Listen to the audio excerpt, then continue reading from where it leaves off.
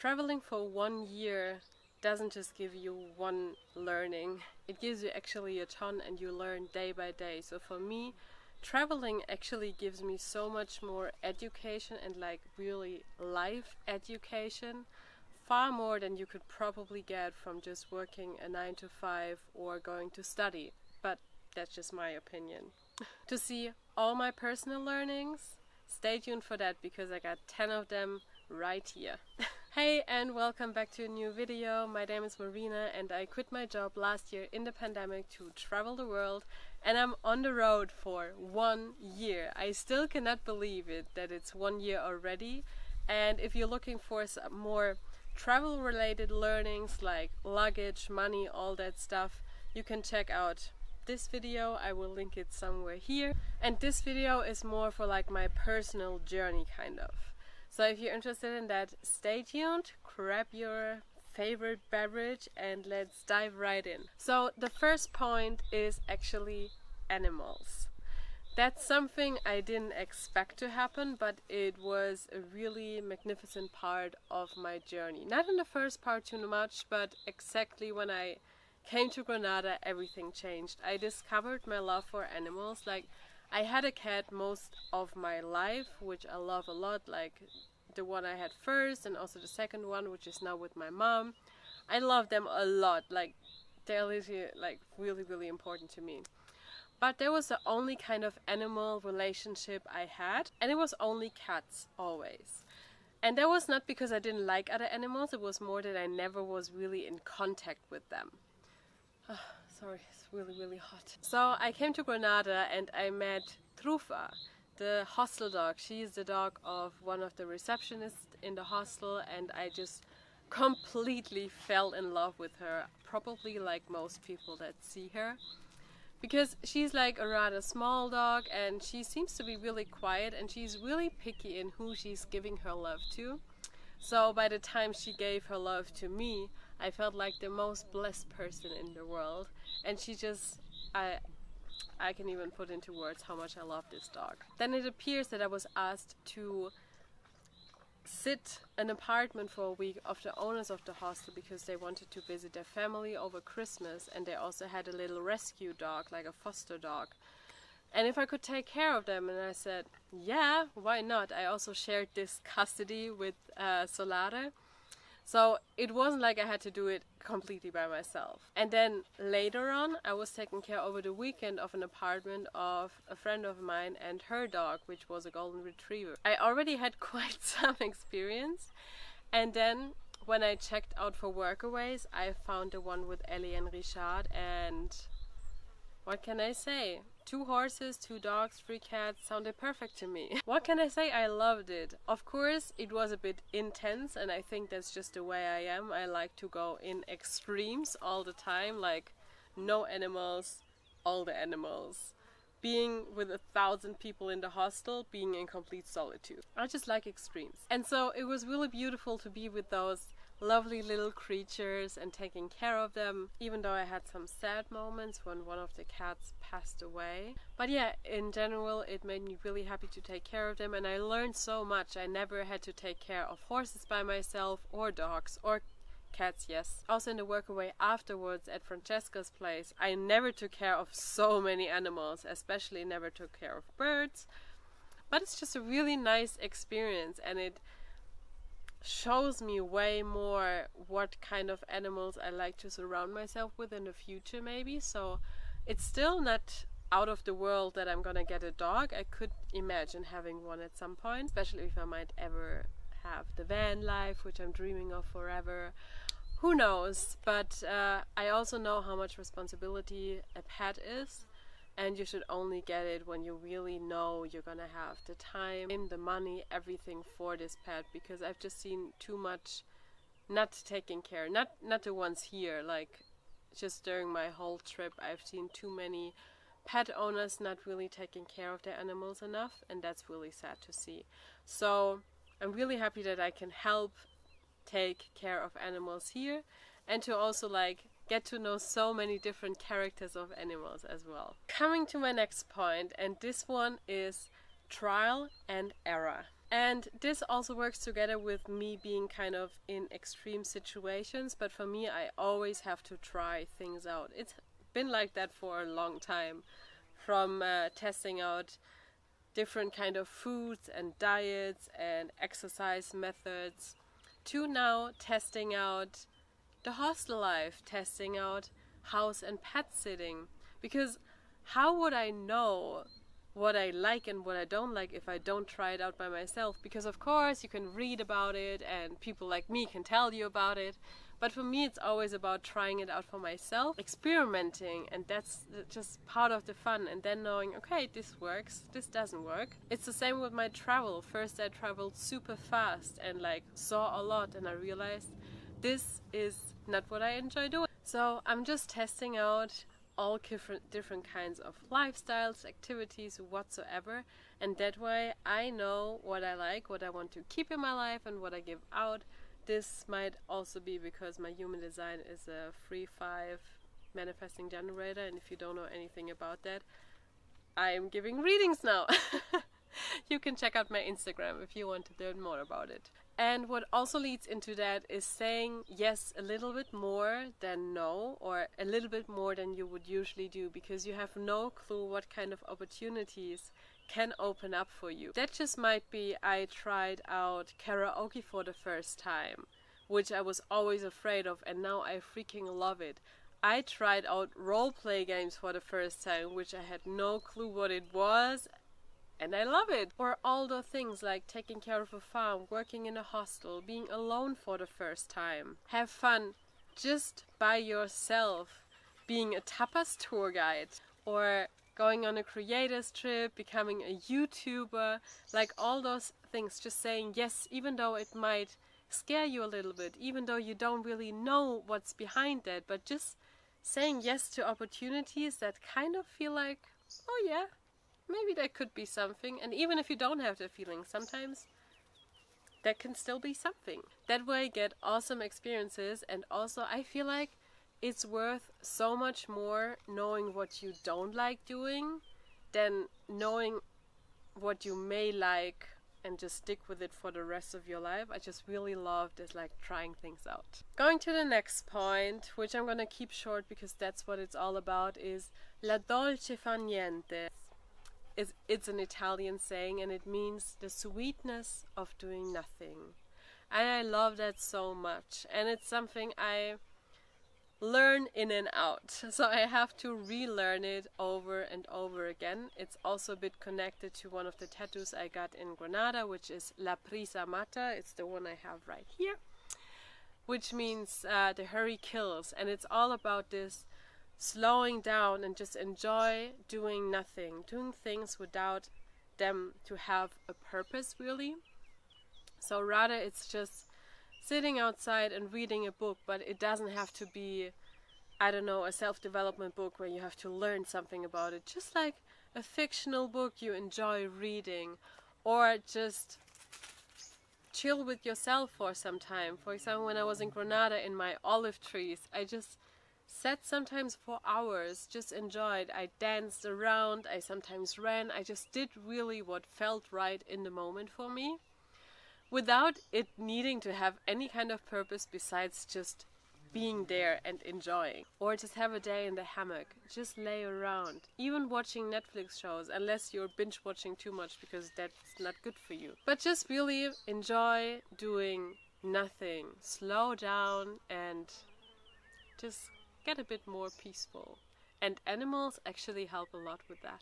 The next point is, and that's a really important one, which follows me for a long time in my life now, and that is comfort zone stretching. For me, it's really important to see that life usually starts outside of your comfort zone. And don't get me wrong, there's nothing wrong being comfortable, and you don't have to like throw yourself out in like the craziest war zones where everything is super dangerous, where you almost die, or maybe even die, you never know. If there is something that really excites you but at the same time really scares you, that is usually exactly what you need to do, because this will make you grow so much, and afterwards, like, the feeling of doing something you were scared of it's something that can be addictive actually.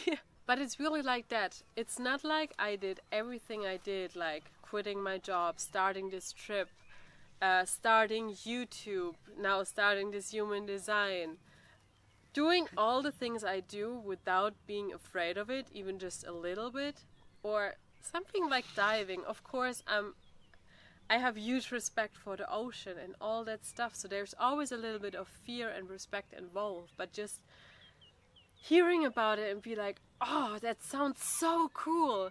And just like, it's okay to have fear. It's important to have a little bit of fear in your life. Don't let fear take over the wheel of your life car. Let it be in the backseat. It can have some comments, but it's not allowed to take over. And I'm so grateful for all the experience I did outside of my comfort zone. And sometimes I even feel like I don't do it enough. And some people tell me, oh my God, it's so crazy what you do. And then I'm like, for me, it's almost normal, because once you're out of there and you're out of your comfort zone for a while, it becomes your comfort zone, you know? And it's still not easy, but every time I get out of there, I just feel so good, and it's such a beautiful feeling. And I can only encourage you to do the same. And it doesn't have to be quitting your job and traveling solo around the world. That's really not what I meant to say here, but everybody has his or her own comfort zone, and it might be just doing something for the first time by yourself. It might be speaking up for the first time about your mind. It might be maybe doing this activity you were so afraid of all the time, but then you join this group finally and just give it a try. Because if it doesn't work out, it doesn't work out, but then you know you tried. I don't know. Looking back in your life and see how much you grew, that's just so rewarding, for me at least. Of course, if you enjoy your comfort zone, I don't want to force you to get out of there, but I could encourage you to give it a try. At least dip your big toe into the cold water for once, and then maybe next time you can take the whole foot, and then you will see whatever happens. And you don't have to jump into the cold water right away. You can take it step by step. The next point is a big one, and I think it made up one of the biggest parts of this journey, and that is connections and opportunities. First of all, you will never know which connections can open up unexpected opportunities. So I can really encourage you to always be nice and try to be a kind person always to everyone. First of all, that's just what you should do, because you never know what problems people have, and it's always good to be the nice person somebody might need, even if it's just a nice smile or a hello, or encouraging people to come into a group because they might feel left alone or too shy to integrate. That's just a really nice thing. And then sometimes you meet people. For example, I met people in Thailand. Then we had a meetup in Switzerland. We went to Oktoberfest in Bavaria together. I met photographers and videographers online through to LCA. And then we had this big creator road trip. Or like during my whole trip, I met up with them. Some of them even hosted me for free. And I'm like so grateful. Besides the fact that we just had a really good time together because we kind of clicked so well. And with some of them I even met up more often. So I'm really, really grateful. And also like during my next travel ideas, I already know that there are people living there. I might have had a lot of video calls and I could like learn from them. We grew together. It's just so amazing. And also, for example, I invested in LCA and got to know more people, and now I have 2 remote jobs just from the connections I got there. I never applied for anything. It just came to me.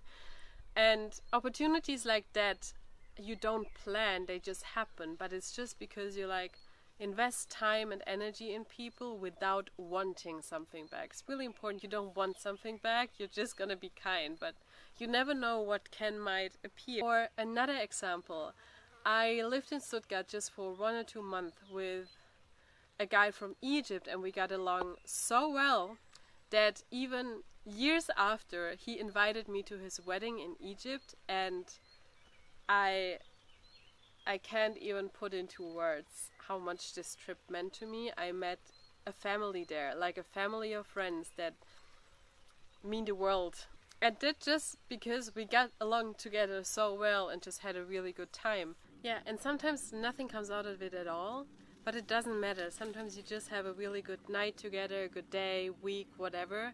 You connect deeply, you have great conversations, just have some fun, and that's all more than enough as well.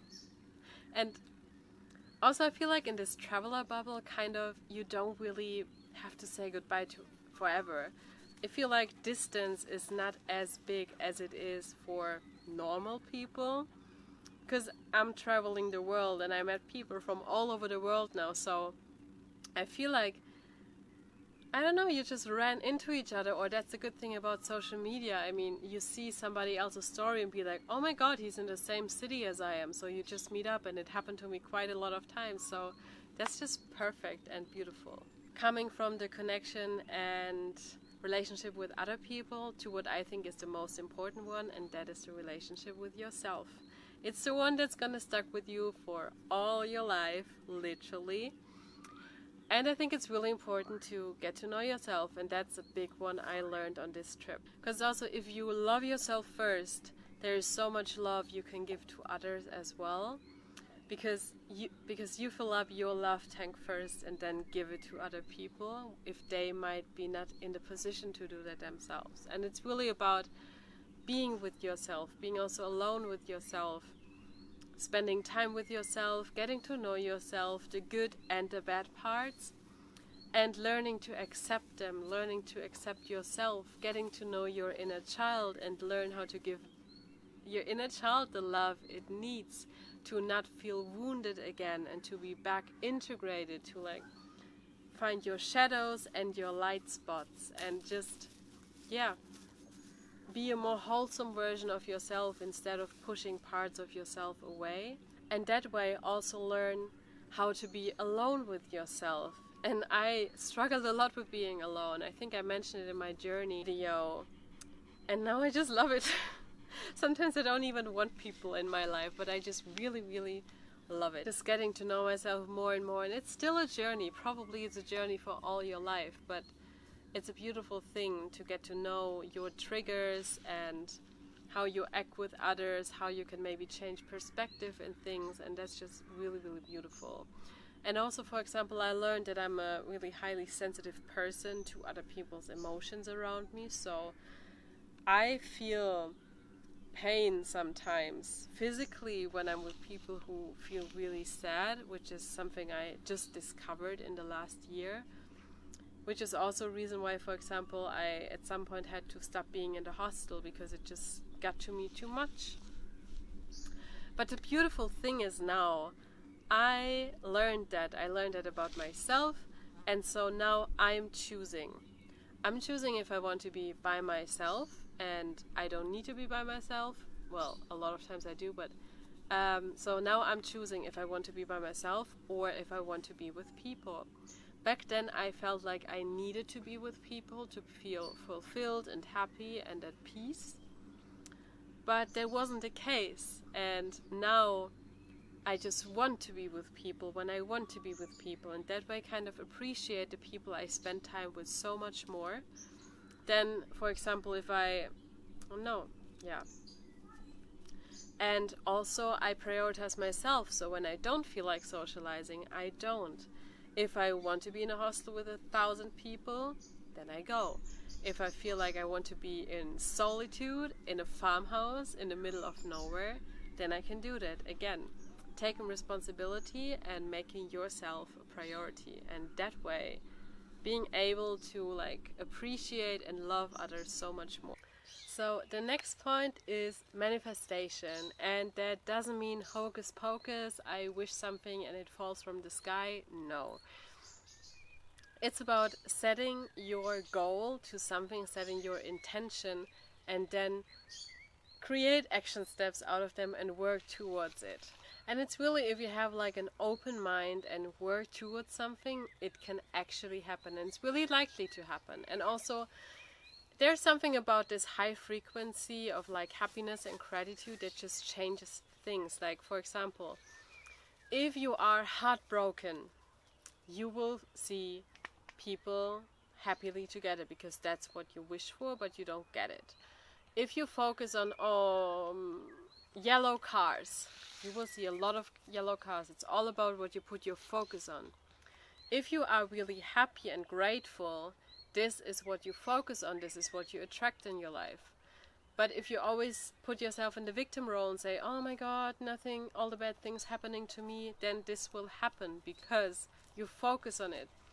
Even to people that are happy and grateful, bad things happen, but they don't put their focus on it. They deal with it differently, and that makes a big difference. So I just realized for myself, if I really set my mind to something and then really work towards it, I can achieve everything. Of course, not by overnight, but I can work on it. And it's really just your responsibility to decide on actually taking a step, because a lot of times we just hold ourselves small. Next part is the balance of feminine and masculine energy. It's really important to say that all of us have both of these energies inside of us. It's not just that all the women have only feminine and all the men only masculine. No, it's like all of us have both of them.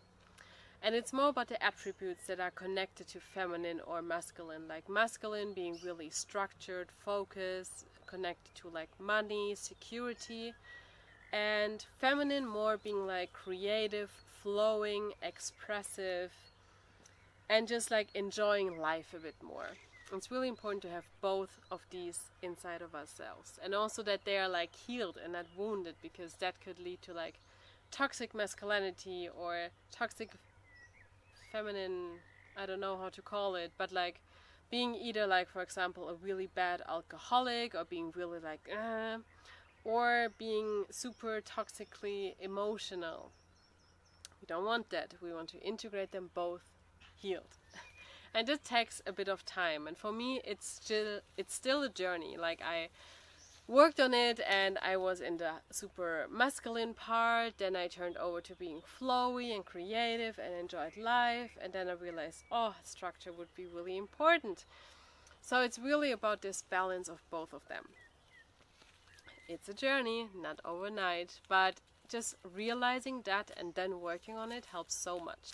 The next one is a big one, and that is courage over fear. And I know I said it's a big one for many things, but this one really is. Because first of all, I realized that all the fears I had before starting this trip, like losing my passport, running out of money, losing my phone, all of it happened, and I'm still alive, still really enjoying my life. So I realized all of those fears were just made up in my mind, making up the worst scenarios possible.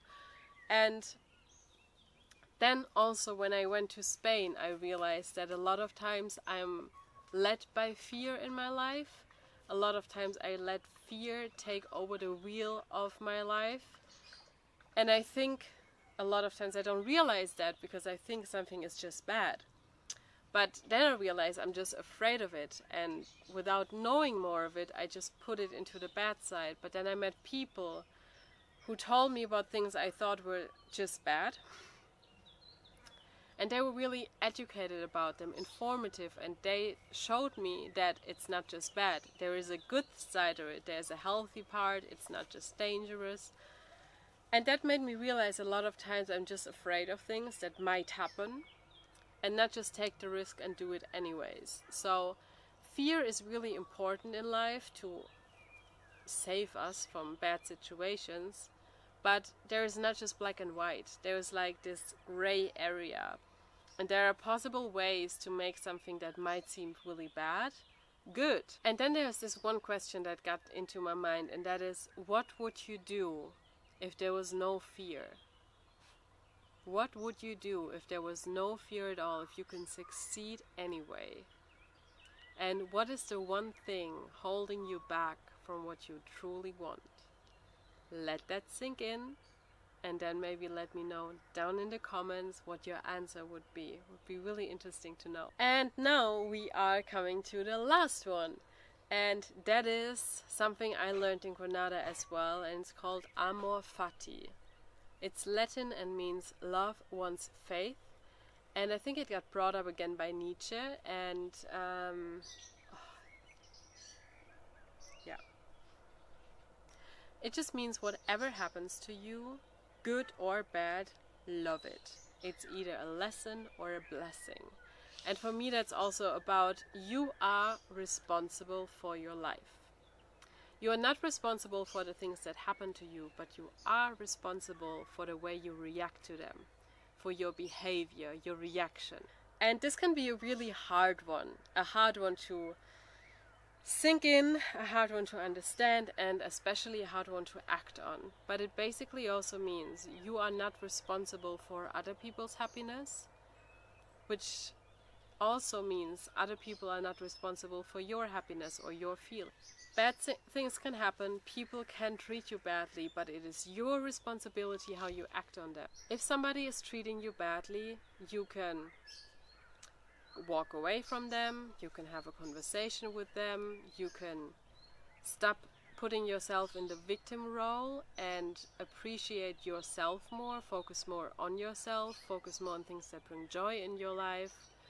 Or you can continue to be a victim and be judged by others or whatever. This is all your responsibility, but it's nobody else's fault.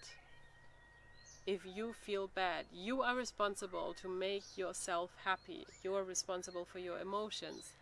And of course, it's not a nice feeling if you feel like you love somebody so much and they don't give it back to you, but it's your responsibility how to deal with that. It's not the other person's fault. And that's also like, you can love somebody a lot and give a lot, but it's your responsibility. It's their responsibility if they give it back or not. But especially with love, is something you can give a lot, but you can never demand it. It comes freely or not at all, but you cannot demand love. So think about it. If you fill up your tank, and because you're responsible for your life and you do everything that's good for you, then you are in a different position to give again. But it's really about focus on your own task, on your responsibility, and let others be responsible for theirs. But you are not responsible for others, others are not responsible for you. And then also, it's your responsibility to deal with things in life. You can have a positive outlook or a negative one. Up to you.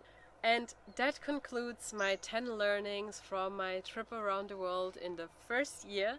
I really hope you enjoyed this video. I hope you could learn something for yourself. Maybe you could resonate with my learnings. I would really love to know your opinion down in the comments. I'm really interested if you have learnings yourself you want to share, or just discuss about my learnings there. As always, if you enjoyed this video, please give it a like and subscribe to my channel. You can also share this video with your friends, of course. And until the next time, let's connect on Instagram, and stay tuned, stay curious, and stay creative, my friend. Bye.